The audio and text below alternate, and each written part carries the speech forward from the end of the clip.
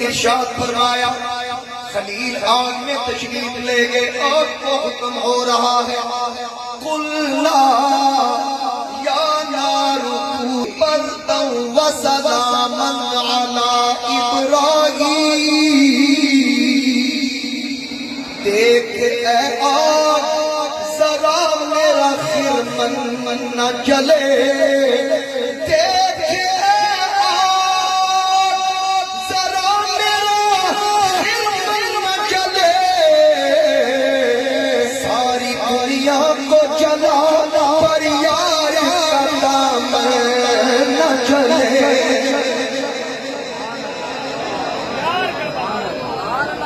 ساری دنیا کو جلا یار کا دامن نہ چلے۔ ابراہیم آگ میں، علماء فرماتے ہیں صرف آپ کے ہاتھ میں جو رسیاں تھیں جس سے آپ کے ہاتھ پیچھے کی طرف باندھے گئے وہ جل گئی، خلیل کے لیے چنبیلی کا باغ تیار ہو گیا، وہ بھی آگ کے اندر۔ اور علماء فرماتے ہیں جب آگ کے لیے حکم آیا اے آگ، ویسے غور کیجئے آگ کو رب کہہ رہا یا نار۔ لوگ آگ کی پوجا کرتے تھے جو مجوسی تھے، جس کی پوجا کی جاتی ہو آگ کہہ رہا، اور جس کی پوجا کی جاتی ہو رب نے اس کو یا کہا، جس پہ درود پڑا جاتا ہو ہم اس کو یا رسول اللہ کہیں۔ مولوی کہتا ہے توحید خطرے میں پڑ گئے۔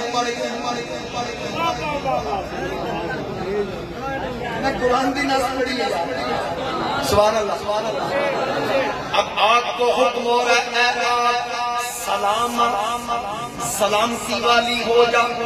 علی ابراہیم۔ جب یا نار کہا علماء فرماتے ہیں روئے زمین پہ جہاں جہاں اس دن آگ تھی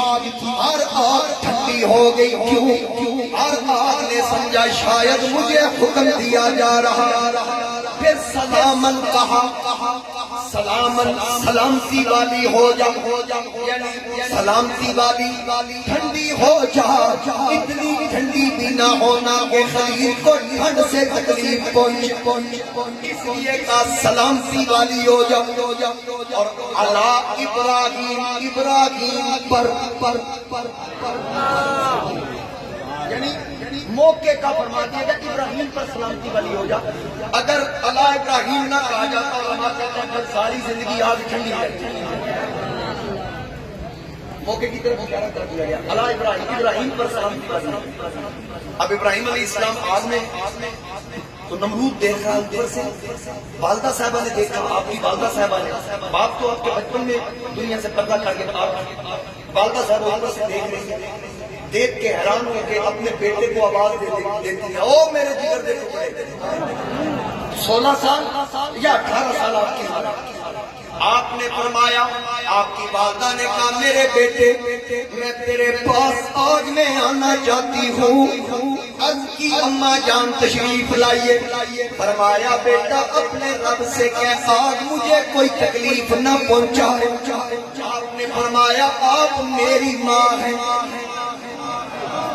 آپ میری ماں ہیں، آپ کو آگ کچھ نہ کہے گی، اور یہ خلیل اللہ کی ماں ہے۔ آپ آگ کی طرف چل پڑی، آگ کے اندر سے گزری، آپ کے دوپٹے کا ایک دھاگا بھی نہ آگ جلا سکی، جبکہ حکم تھا علی ابراہیم، لیکن ابراہیم کی ماں کو بھی آگ نے نقصان نہ پہنچایا۔ اور رب نے یہ مقام و مرتبہ خلیل کی ماں کا واضح کر دیا اور بتا دیا لوگوں دیکھ لو خلیل اللہ کی ماں کا یہ مقام ہے، حبیب اللہ کی ماں آمینہ کا کیا مقام ہوگا۔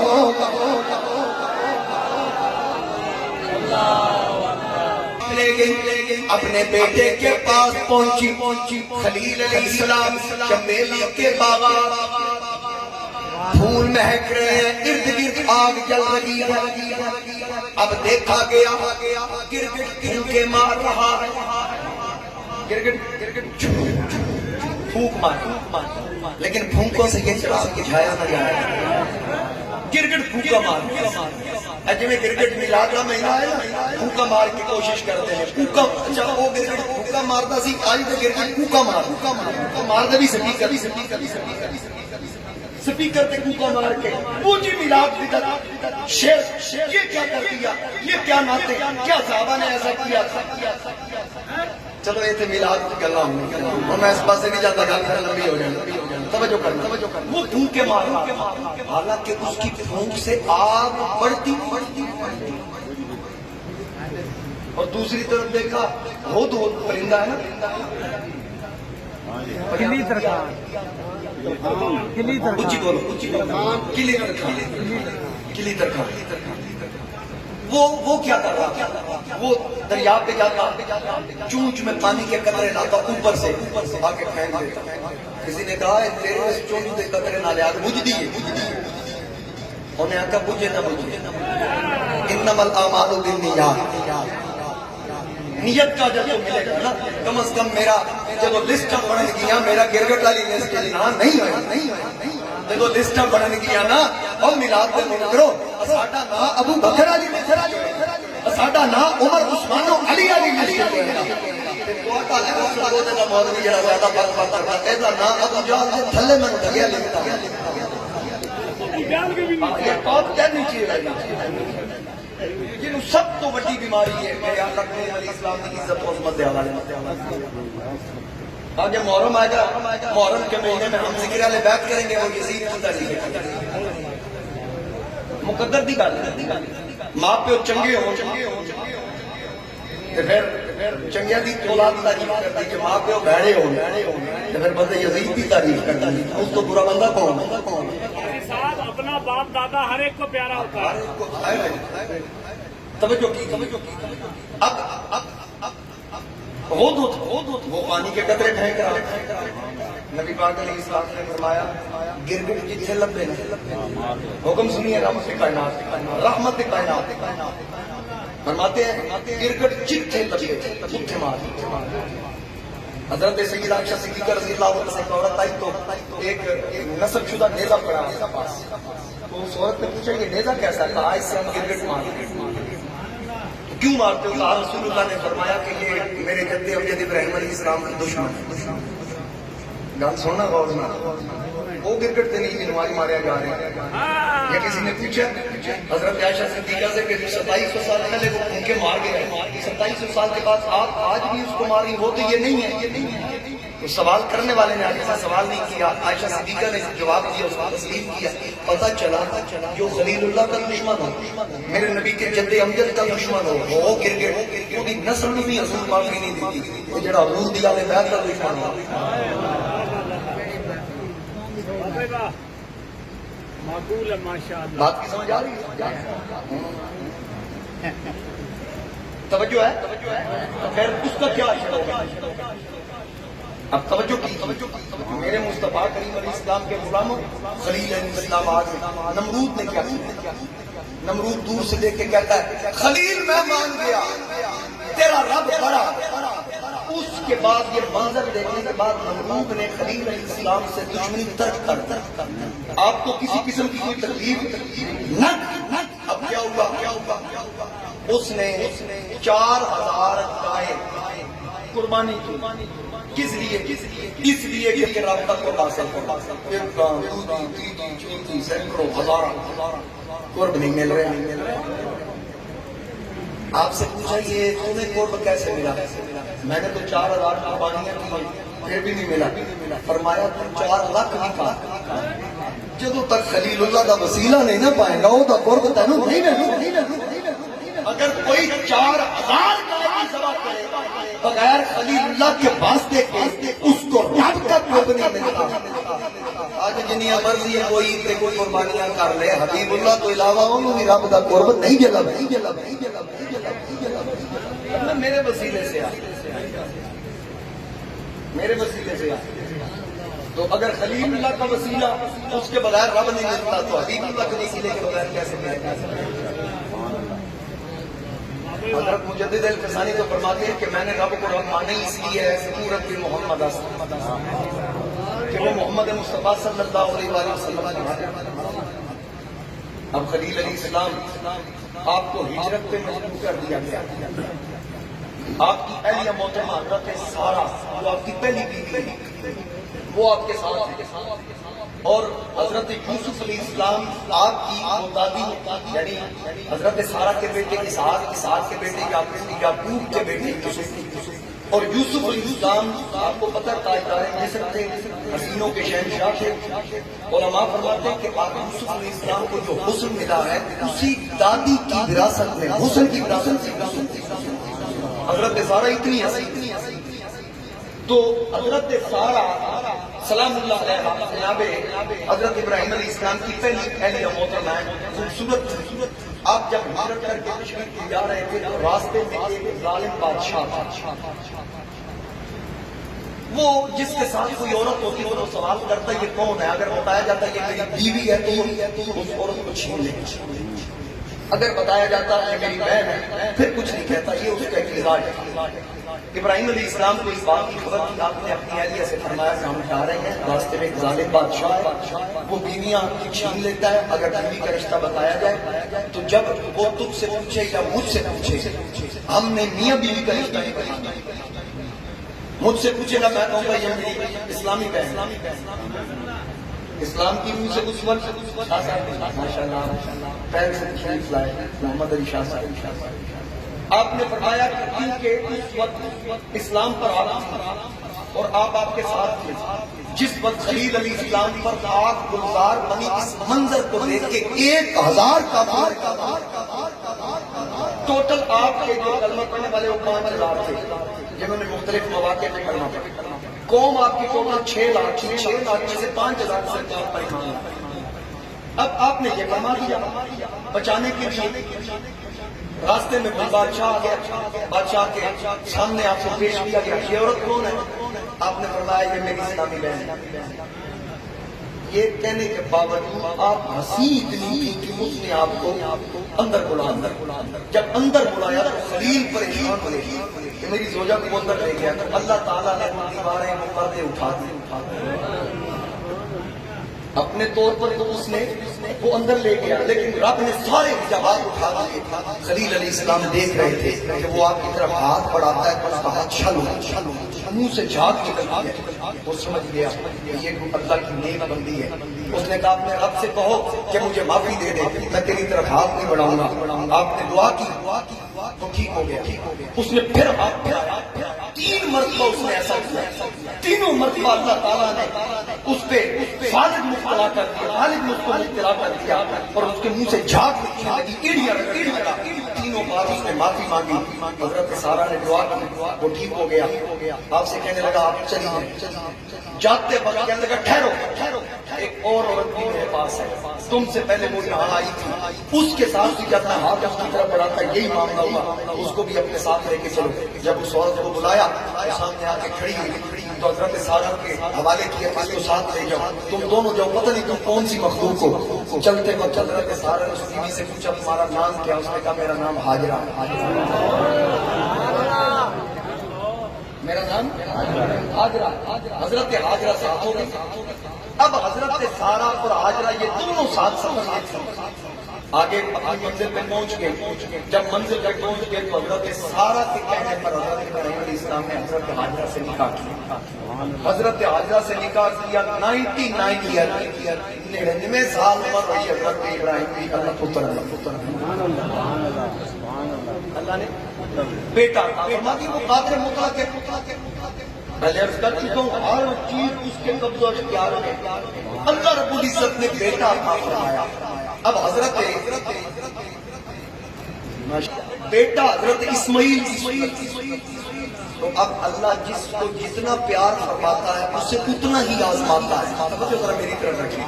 اللہ اتنا ہی آزماتا ہے. اب حضرت سارہ نے کہا کہ عورت جو ہوتی ہے نا فطرتی عمل ہوتا ہے کہ وہ یہ چاہتی ہے کہ خامد کی ساری محبتیں میں سمیٹے. جب توجہ تقسیم ہوتی محسوس ہوئی نا, حضرت سارہ نے کہا کہ اس بچے کو بیوی کو وہاں چھوڑ کے آؤ جہاں ہماری پہنچ نہ ہو, مجھ سے دور کر دو. اللہ نے وہی فرمائی, اے ابراہیم جو سارہ کہتی ہے اس کو مانو, اس کو مانو. اب آپ نے اپنے بیٹے کو ساتھ لیا، اپنی اہلیہ کو ساتھ لیا، اللہ کے حکم پر جناب ابراہیم علیہ السلام اپنے بیٹے اور اہلیہ کو لے کر ایک مشکزہ پانی کا لیا، ستو ساتھ لیا، چند کھجوریں لی، پھر چلتے چلتے فاصلہ طے کیا، وہ مقام آیا جہاں آج حرم شریف ہے، جہاں آج بیت اللہ ہے، اس مقام پہ چھوڑا، کیونکہ اس وقت وہاں آبادی کا تصور نہیں تھا، کوئی آبادی کا وجود نہیں تھا، پانی نہیں تھا، گھاس کا تنکا بھی نہیں تھا، اللہ کا حکم بھی یہ تھا اپنے بیوی بچے کو وہاں چھوڑ کے آؤ جہاں آبادی کا تصور نہ ہو، پانی کا قطرہ نہ ہو، گھاس کا تنکا نہ ہو، بے آباد وادی میں چھوڑ کے آؤ۔ خلیل علیہ السلام نے اپنی اہلیہ کو یہ بات بتائے بغیر اس مقام پر چھوڑا، اپنے دودھ پیتے بچے کو چھوڑ کے جب واپس پلٹنے لگے، آپ کی اہلیہ نے آواز دی، اے میرے سر کے تاج کہاں جا رہے ہو؟ آپ نے فرمایا کھجورے، پانی، ستو، یہ کچھ کھانے پینے کی چیزیں میں تمہیں دے کے واپس لوٹ رہا ہوں۔ پوچھا پھر کیا واپس لینے بھی آؤ گے؟ فرمایا یہ میرا اللہ جانتا ہے۔ آپ نے پوچھا کیا رب کے حکم پہ چھوڑ کے جا رہے ہو؟ خلیل علیہ السلام نے فرمایا ہاں میں اپنے رب کے حکم پہ چھوڑ کے جا رہا ہوں۔ تو اللہ کی ولیہ، اللہ کی نیک بندی حضرت ہاجرہ نے کہا پھر ایسا کریں، یہ کھجوریں بھی لے جائیں، یہ پانی بھی لے جائیں، یہ سامان بھی لے جائیں، جس کے کہنے پہ چھوڑ کے جا رہے ہو ہم اسی سے امید رکھتے ہیں، ہمیں کھلائے گا بھی وہ، ہمیں پلائے گا بھی وہ اللہ تعالیٰ۔ خدا کا قافلہ مشتمل تھا تین جانوں پر، خدا کا قافلہ مشتمل تھا تین جانوں پر، معزز جن کو ہونا تھا زمینوں آسمانوں پر۔ چھوڑ کے جب واپس پلٹے نا، حضرت ہاجرہ نے کہا بس ہم جانے، ہمیں کھلائے گا بھی وہ، پلائے گا بھی وہ، ہم اسی پہ بھروسہ کرتے ہیں۔ خلیل علیہ السلام آگے چل کے پلٹ کے دیکھتے، پلٹ کے دیکھ کے اللہ کی بارگاہ میں دعا کرتے ہیں۔ اس دعا کو بھی قرآن کریم نے بیان کیا سورہ ابراہیم کے اندر۔ جناب خلیل علیہ السلام پلٹ کے دیکھتے ہیں، اللہ کی بارگاہ میں جاتے وقت اپنی اولاد کے لیے دعا کرتے ہیں، عرض کرتے ہیں اے پاک پروردگار میں اپنی اولاد میں سے کچھ کو تیرے اس محترم گھر کے پاس چھوڑ کے جا رہا ہوں، تیرے اس برکت والے گھر کے پاس چھوڑ کے جا رہا ہوں۔ قرآن بیان کرتا ہے ربنا اسکنت من ذریتی بواد غیر ذی زرع عند بیتک المحرم، اے پاک پروردگار میں اپنی اولاد میں سے کچھ کو تیرے اس برکت والے گھر کے پاس بسا کے جا رہا ہوں جہاں نہ کھیتی ہے،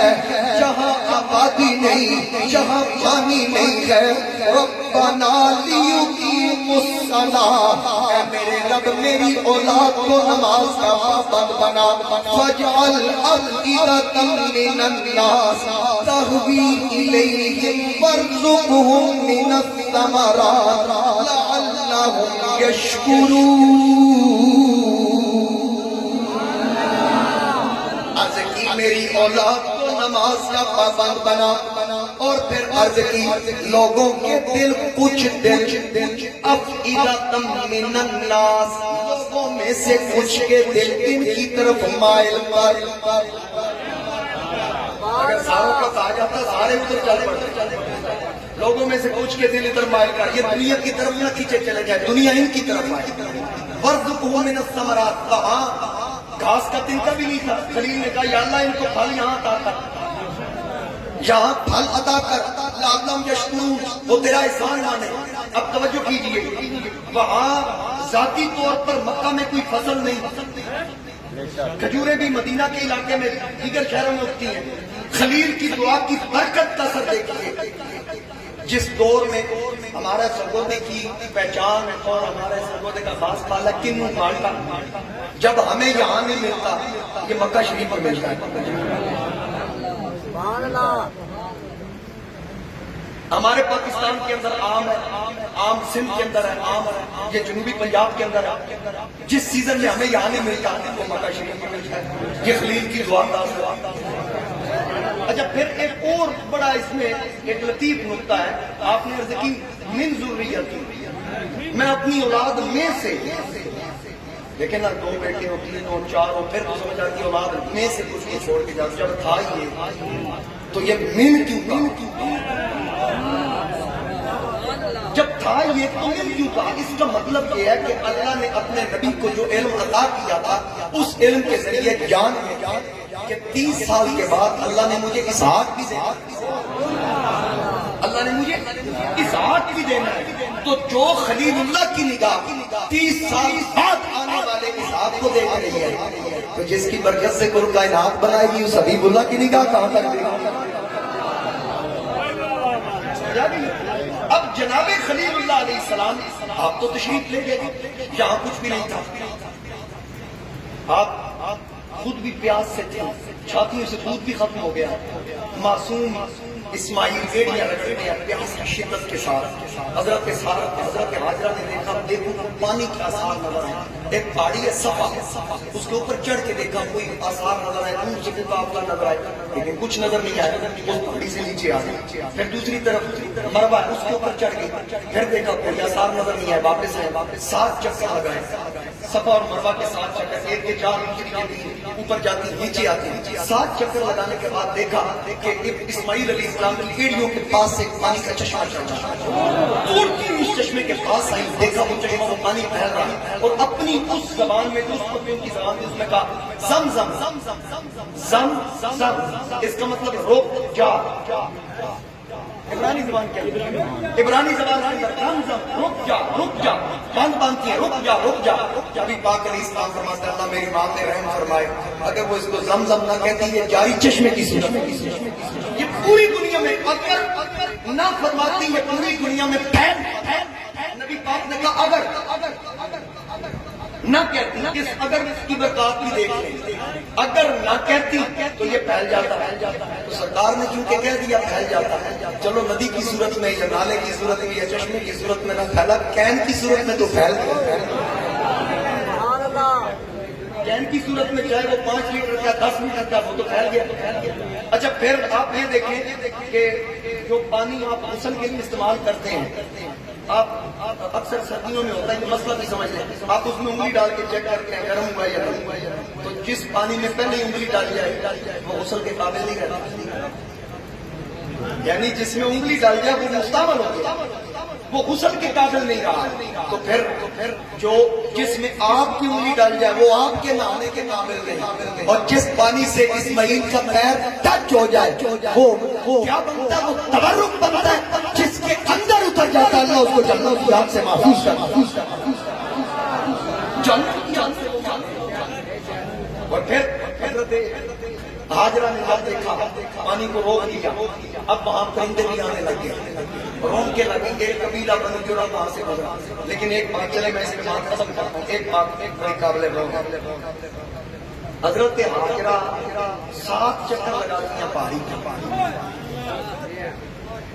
تو جب پانی قدموں سے نکلنا تھا اللہ نے اپنی ولیوں کو دوڑایا، عرض کی پاک پروردگار اگر پانی یہاں سے نکلنا تھا پھر مجھے دوڑایا کیوں؟ فرمایا اے میری نیک بندی تیری دوڑ ضائع نہیں گئی، بلکہ جس پہاڑی نے تیرے قدموں کو بوسہ دیا ہے، ان الصفا والمروہ من شعائر اللہ، یہ پہاڑیاں میری نشانیوں میں سے ہو گئی، صفا بھی میری نشانی، مروہ بھی میری نشانی، اے میری نیک بندی تیری دوڑ ضائع نہیں گئی، بلکہ قیامت تک یہاں پر لوگ دوڑیں گے، تاجدار ختم نبوت کا کلمہ پڑھنے والے ابو بکر صدیق دوڑیں گے، عمر عثمان و علی طلحہ سعد زبیر بلال حسن حسین ان کے قدم اسی طرح لگیں گے، ملکہ فردوس بری خاتون جنت یہاں تشریف لائے گی، وہ اس جگہ پہ چلے گی، یہاں قیامت تک فرزندان توحید دوڑیں گے، تو پانی کی تلاش میں دوڑی، جو تیری اس ادا پہ عمل کرے گا اس کے گناہوں سے بخشش کا سبب بن جائے گا۔ اب پورا حج ہے ہی پیاروں کی اداؤں کا، پورا پیاروں کی اداؤں کا، صفا مروہ پیاروں کی ادا، زمزم کا تعلق پیارے کے پیر کی ایڑی سے، پھر حجر اسود کے بوسے، طواف کعبہ، دو چادریں، جمرات کی رمی یعنی شیاطین کو کنکر مارنے، یہ کس کی ادا؟ ابراہیم علیہ السلام کی ادا۔ تو آج بھی یہ حج جو ہو رہا ہے یہ پیاروں کی ادائیں ہیں، حج کی کوئی رکعت نہیں ہے، حج کا رکن اعظم میدان عرفات میں ہوتا ہے، یہ نہیں کہ جس نے خطبہ نہیں سنا اس کا حج نہیں ہوا، وہ خطبہ نہ بھی سنے، جو عرفات میں داخل ہو گیا حج کا رکن اعظم ادا ہو، حج کی کوئی رکعت نہیں، حج پورے کا پورا اداؤں کا نام ہے، جس نے پیاروں کی اداؤں پہ عمل کیا وہ حاجی صاحب ہو گیا، اس کے پچھلے گناہ معاف ہو گئے۔ حج کرنے والا ایسا ہے، جی حج کرنے والا ایسے ہوتا ہے جیسے آج پیدا ہو، تو ہمیں ان پیاروں کی اداؤں پہ عمل کرنا ہے، ہمیں یہی ان کی زندگی ہمیں یہی دیکھنا، انہوں نے محنت کی، لوگوں کو اپنے کردار کے ساتھ صراط مستقیم پر لانے کی کوشش کی۔ بیٹھیے گا، مجھے ابھی بھی بتایا